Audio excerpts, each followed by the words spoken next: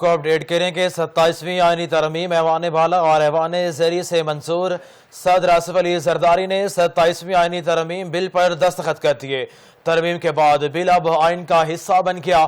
آپ کو اپڈیٹ کر رہے ہیں 27ویں آئینی ترمیم ایوان بالا اور ایوان زیری سے منظور ہو گئی۔ صدر آصف علی زرداری نے 27ویں آئینی ترمیم بل پر دستخط کر دیے۔ ترمیم اب بل کی بجائے آئین کا حصہ بن گیا ہے۔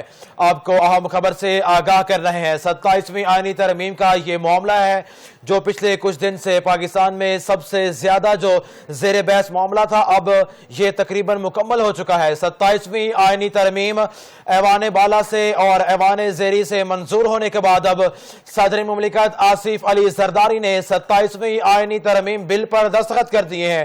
ترمیم کے بعد بل اب آئین کا حصہ بن گیا ہے۔ آپ کو اپڈیٹ کر رہے ہیں 27ویں آئینی ترمیم کے اوپر۔ 27ویں آئینی ترمیم ایوان بالا اور ایوان زیری سے منظور ہونے کے بعد صدر آصف علی زرداری نے 27ویں آئینی ترمیم بل پر دستخط کر دیے ہیں۔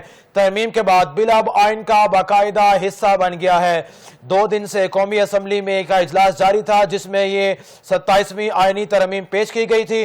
مختلف حکومتی اور اپوزیشن کے ارکان نے اس پر بحث کی اور کل باقاعدہ طور پر اس آئینی ترمیم کو باقاعدہ طور پر قومی اسمبلی سے بھی منظور کر لیا گیا تھا۔ آج یہ اپڈیٹ ہے کہ 27ویں آئینی ترمیم ایوان بالا اور ایوان زیری سے منظور ہونے کے بعد صدر آصف علی زرداری نے 27ویں آئینی ترمیم بل پر دستخط کر دیے ہیں۔